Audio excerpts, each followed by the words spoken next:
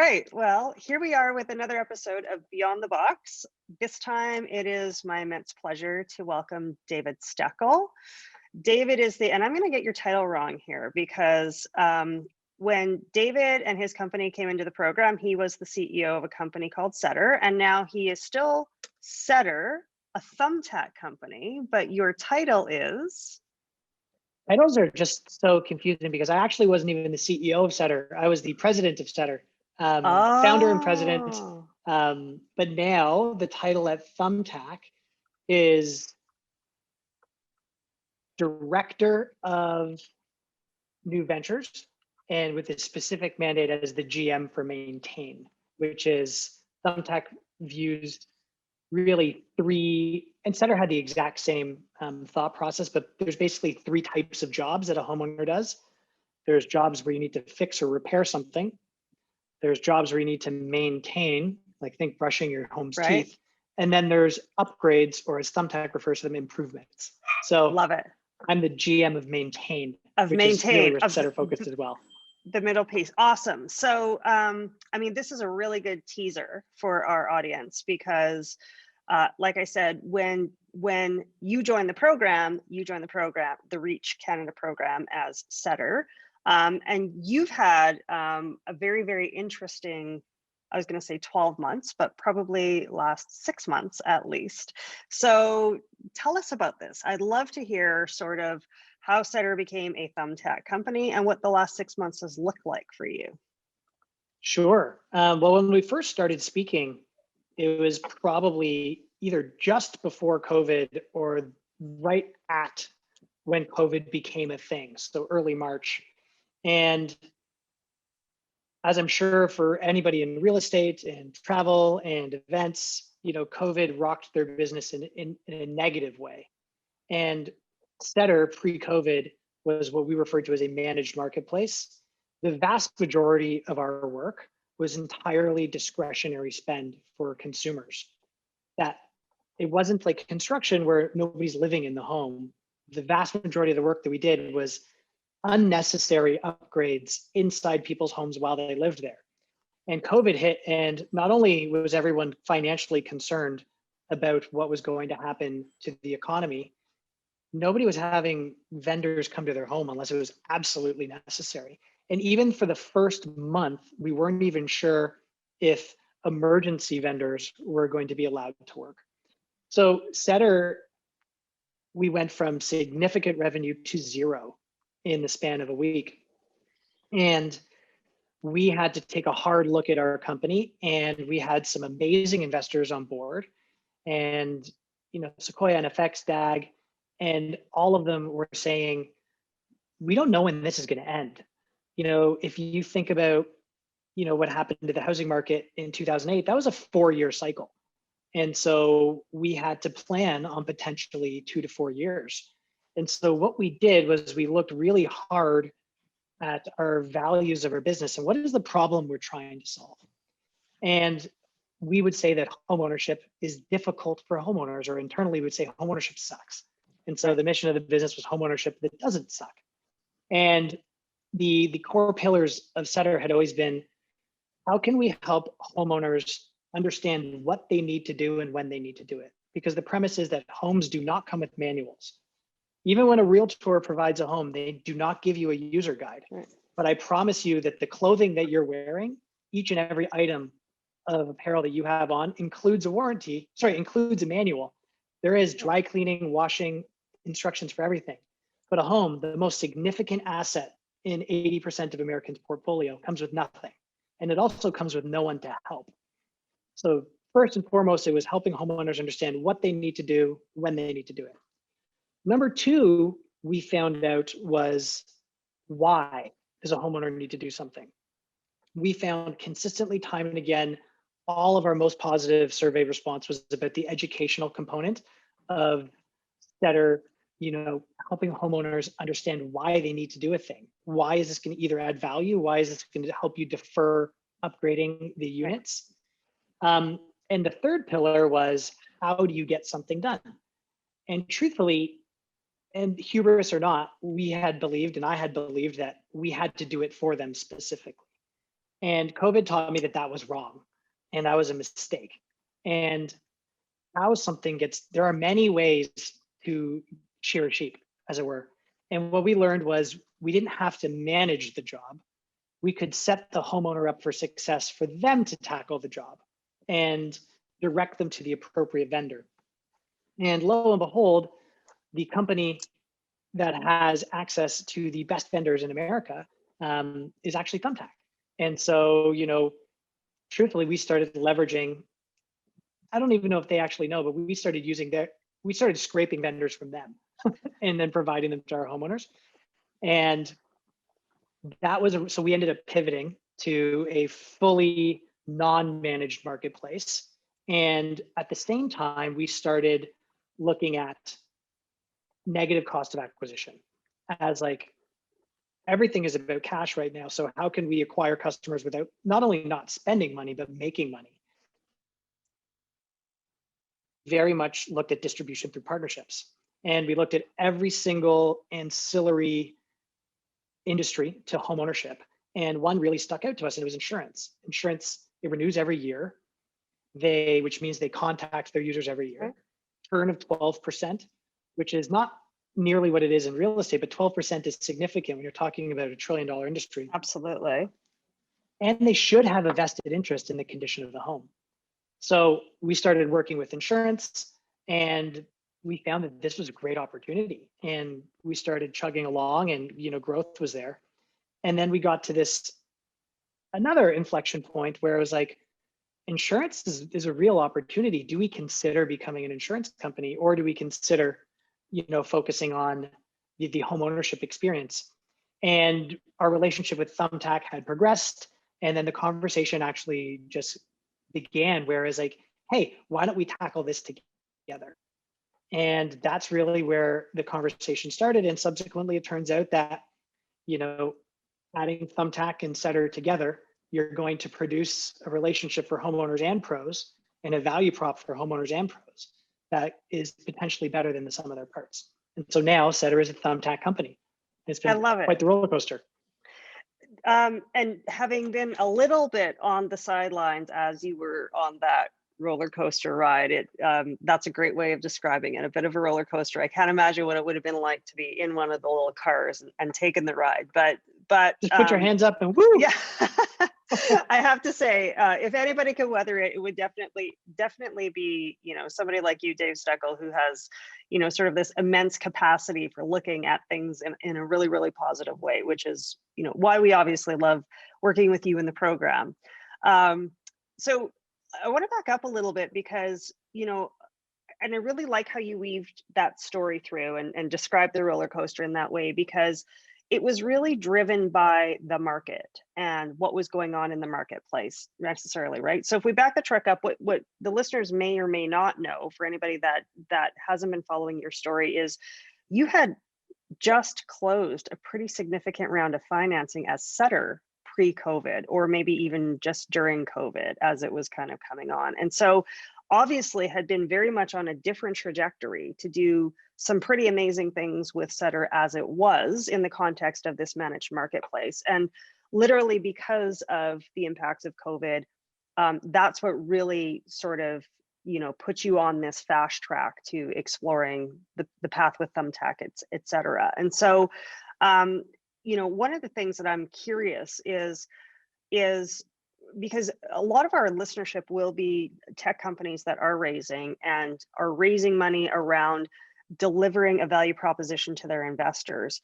Can you, without divulging any confidences at all, talk about what that conversation was like with these people that you had just worked with to raise a significant round of financing, and how that conversation went? And I mean, we don't need to get into the weeds, but just from a needing to be able to pivot to the marketplace, right? How did that conversation go between you as a founder and your investors?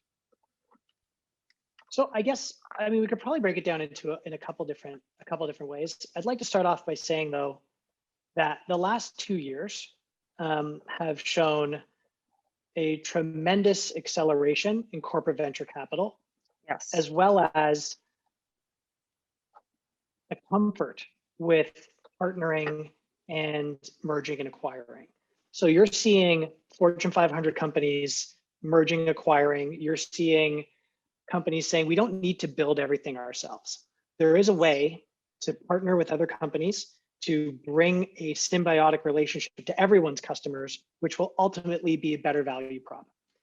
You know, Capgemini had this report that came out last year that showed for the very first time, something like 70% of those surveyed, and it was a big survey, said that they would not only be open to, but they would prefer to purchase their insurance from companies, from brands that they work with. So the power of the brand has changed.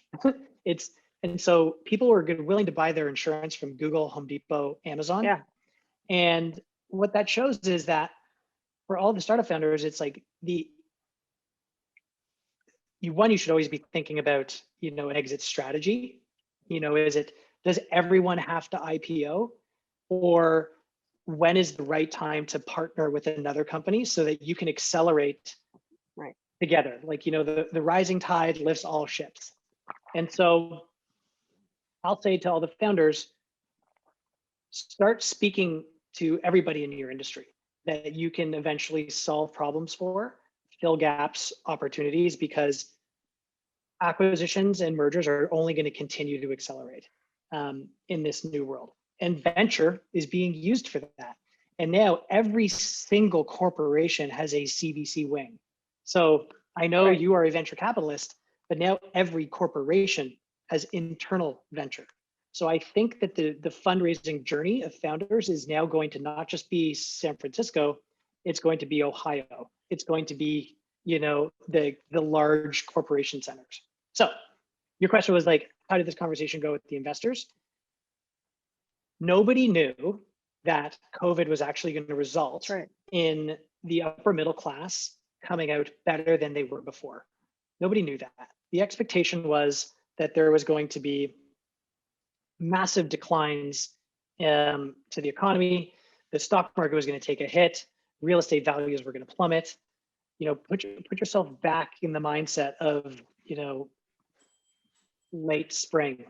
And so we had raised capital and we didn't need any money. And the question was really around, how can we maximize the return on the investment?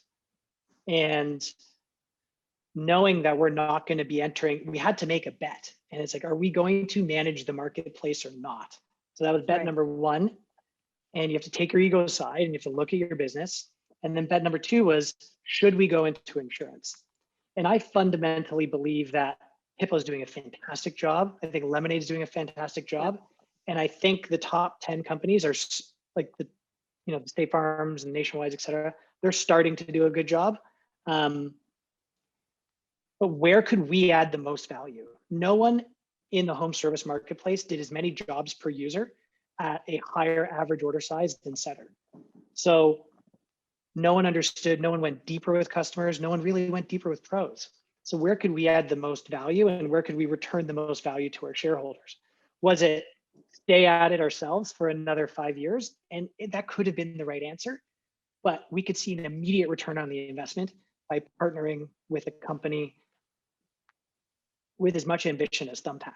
And how can we together accelerate the change in the trends of the marketplace and add value to homeowners and pros? It was a long-winded way to say it, but we also, obviously, you have to consider your investors as stakeholders, your team as stakeholders, and everything else. And we believe we made the right decision.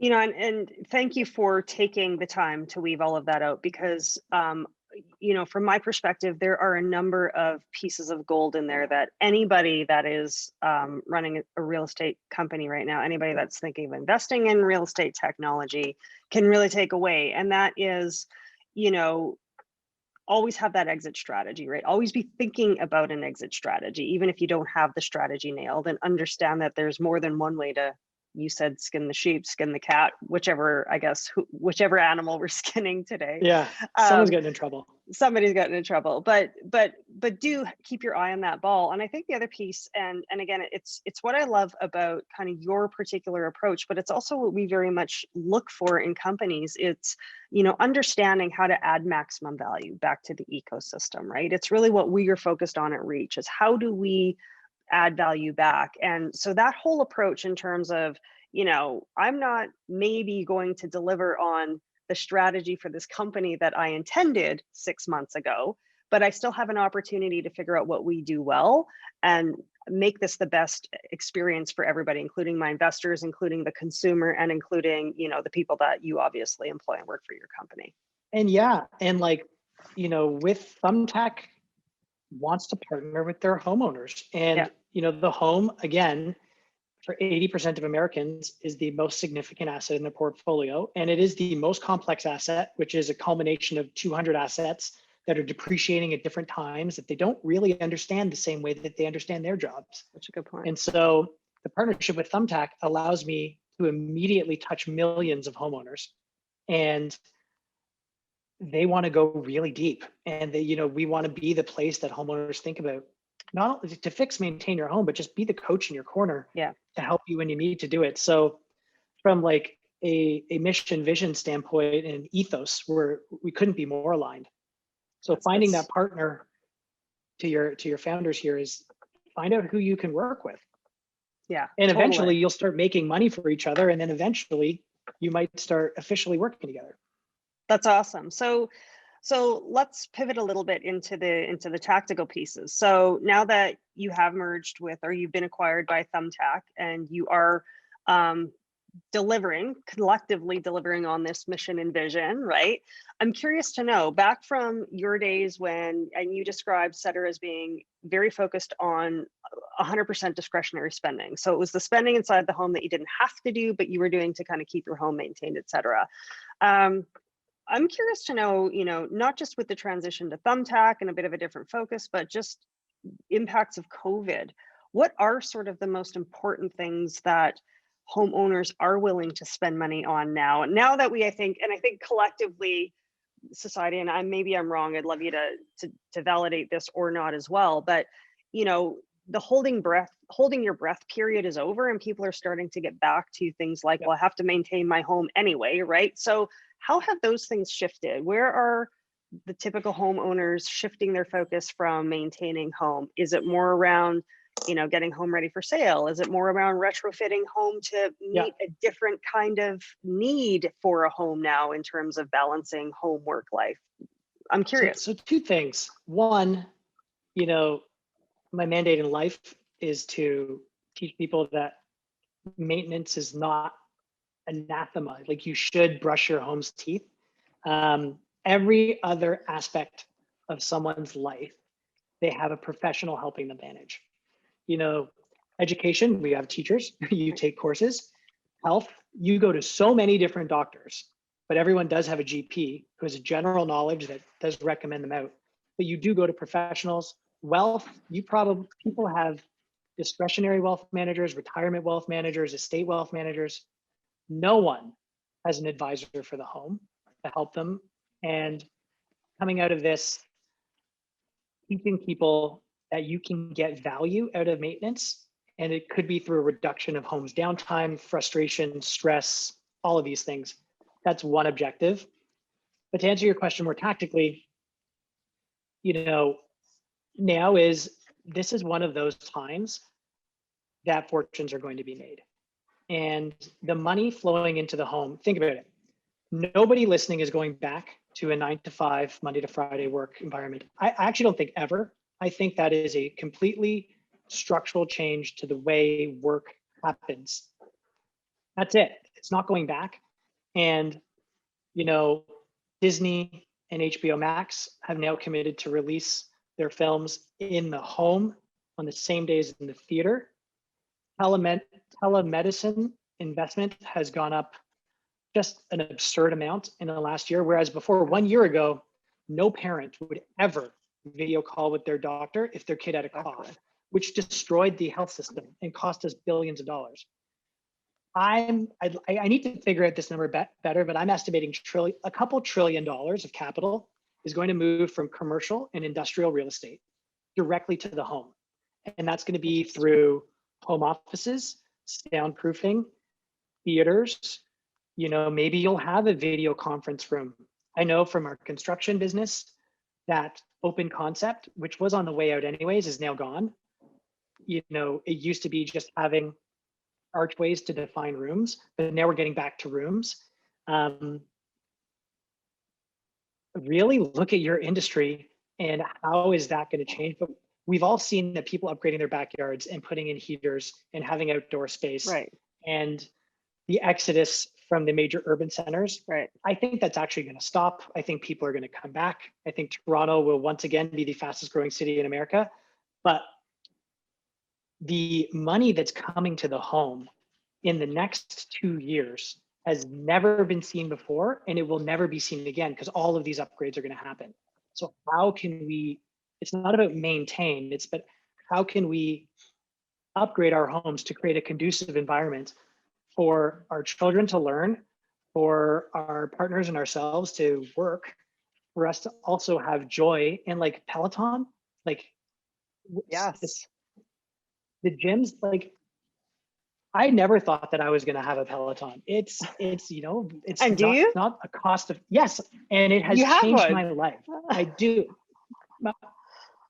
My fiance and I, we got the blues just straight up by not Totally. going to the gym anymore. And it's that was an investment that I saw the return on within 4 weeks. And it's just, we're happier again. But we need to think about this as we're designing, building, selling homes.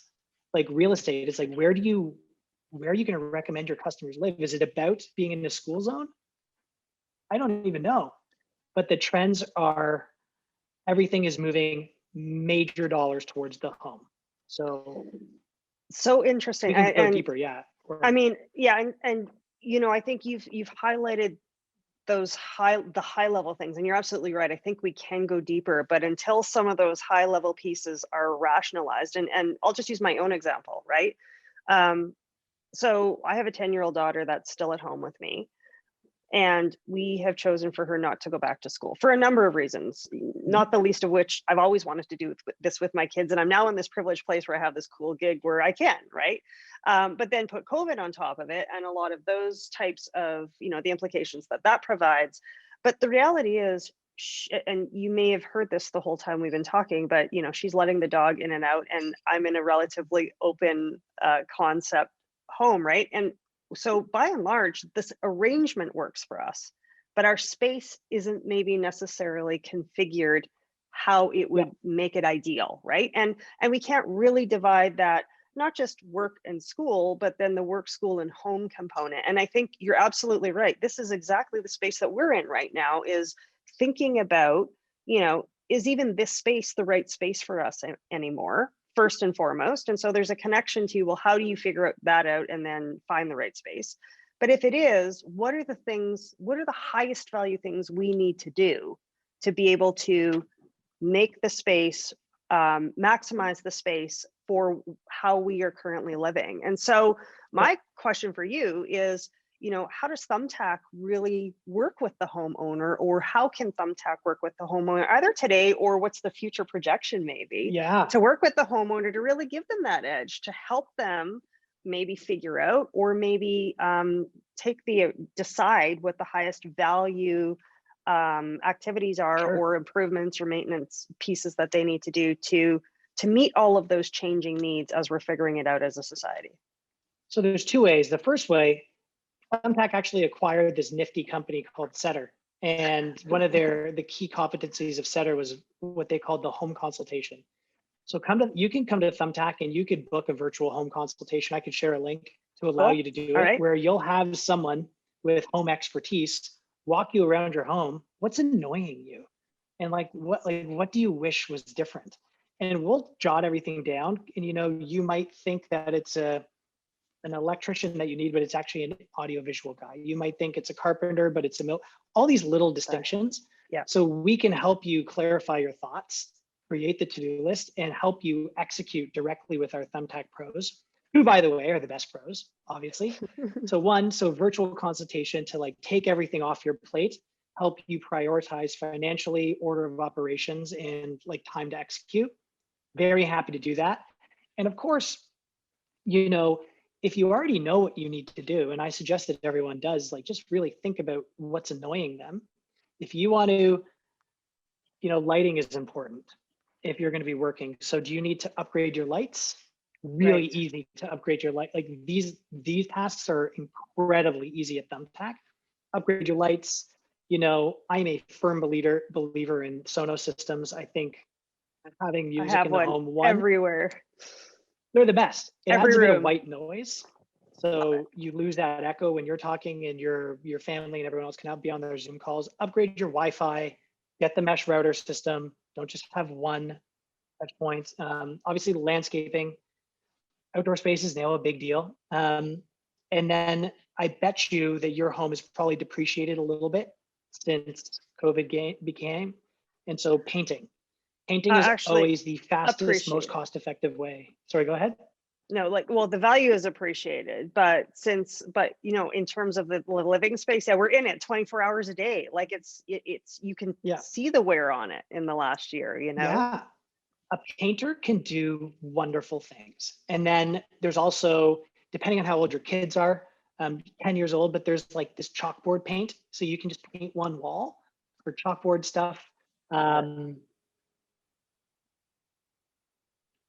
Yeah, I mean, I can just go on and on and on, but there's also one thing that I've done is create a second space for office work so that we're not interrupting each other all the time. There's like fold down desks. There's just make it really easy. So you can move from one office environment to a standing office environment. So you can have a little privacy. Again, Thumbtack is amazing at doing stuff like that. Just Easy stuff. choose your vendor or get the virtual home consultation with one of the setter folks. Cool. Awesome. Thank you for that. And just to put parameters around that, Thumbtack and now Setter, primarily US based. So you're in Toronto, Yes. but the services are all available in the US, correct? Correct. US only, actually. US only. Okay, great. I just wanted to make certain that we made that distinction before you or I got phone calls from our Canadian friends and asked why they couldn't access your services here. Just give it time. Okay, give it time. I love it. Okay, one last final thing I'd love for you to touch on. You've given us so much to think about, and you are just generally an optimistic person. But what are the things you are most optimistic about, Dave, as you roll out on this new journey yourself? But I mean, you're also very, very in tune with what's going on in the larger ecosystem. So, what are the things that make you most excited moving into 2021? So I can break it down into like consumer, pro, business, but like as a consumer, the changes that are happening in real estate, there's a lot happening in real estate that's going to be driven towards adding value to the consumer. And so, you know, if I was going to be looking at buying or selling a home in the near future, I think the opportunities to find a better experience are significant. I think that's just opportunities like with Thumbtack and Setter. There is a lot you see everywhere that there is really, how can every company add more value to their consumer, or like Jeff Bezos be consumer obsessed? There is so much of that happening right now. So it's a great time to be a consumer. It's also a great time to be a pro. Thumbtack is diving deep on how can we make the life of a vendor better? How can we take work off their plate that they don't need to? You know, we've adjusted our matching algorithm to make sure that the pros that get jobs from us, they only get the job that they're qualified for and that they want. Whereas in years past or with other companies, they might be paying for 5 or 6 leads that they don't want. And now homeowners are going to be maintaining their homes a little bit more because they're in their homes. So this constant return of the pro to the home is going to help create relationships, which will then drive more revenue, less downtime. But as a business, I think the thing that I'm most excited for is the exploration of ecosystem partnerships. And how can we bring real estate professionals, insurance professionals, home service professionals, really anyone whose job is to add value to a homeowner. How can we work together to create that value for the homeowner outside of our individual transactions? Right. So real estate, how can we add value between the 7 to 10 years between transactions? Same thing with mortgage, same thing with, even the plumbers. Like, plumber only goes to a home once every couple of years. Right. How can they continue to add value to their base when they're not coming the next year? So Thumbtack, we're going deep on the ecosystem, and I'm excited to see what comes out of it. What are you most excited for? I'm most excited to continue to work with really amazing companies like yours that are providing part of that ecosystem, because I would agree with you. It really is all about the experience, right? I think traditionally we've had experiences and we've become, and it's interesting, I really feel this in a very generic way, but COVID has sort of illuminated the fact that we've become pretty stagnant as a society. We're used to our same processes. We do what we do because it's the way we've always done things, and we tend to iterate and innovate around the edges, but we don't really enhance the experience, right? We don't really change the experience. We experience the same things, but in slightly different ways. And I think what I'm excited about is very, very similar to what you suggested, is really all about reimagining how we experience life, right? And I think, the whole conversation that we've had today around the home is a big piece of that, because if we experience life inside our home in a better way, we just experience everything in a better way as well. So I would say we're pretty aligned there as well. Yeah, and one other thing I forgot to mention is, we'll have launched by this time next year, really the most innovative maintenance offering on the market, where it's based on your geography, the data on your home, your unique goals, is really the first step to what a smart home is to me. Where, sorry, this is a COVID. My dog is screaming. This is what happens. But yeah, basically, a smart home to me is just the vendors coming when they're supposed to come, you understanding what the pricing is, and it just all happening automatically. Other companies might have said your home on autopilot, but we'll have launched our first iteration of that. And it might be cool to be including, an annual review where it's like, all right, are we going to expand your gym? Are we going to be are you ready for your home theater? I think that level of involvement and sort of proactivity is something we've never seen before. And I'm excited to see what it looks like. It's very cool. Very cool. Well, I'm just conscious of time. I don't want to, I feel like you and I could go on forever, but people probably don't want to listen to us forever. But so thank you so much. Michael edited it out. Yeah, there'll probably definitely be some editing. But, this has been a great conversation. Thank you again for, sharing your visions, sharing your thoughts. I'm really excited about where you and Thumbtack go over the next year. I'm excited to see some of the projects that I know you have on the go hit the ground. And yeah, just how you and what you're doing will bring more value to the real estate ecosystem. So thank you so much, David Steckel. Pleasure as always talking to you. Thanks, Lynette. It's a pleasure to be here, and looking forward to our next session. Sounds good.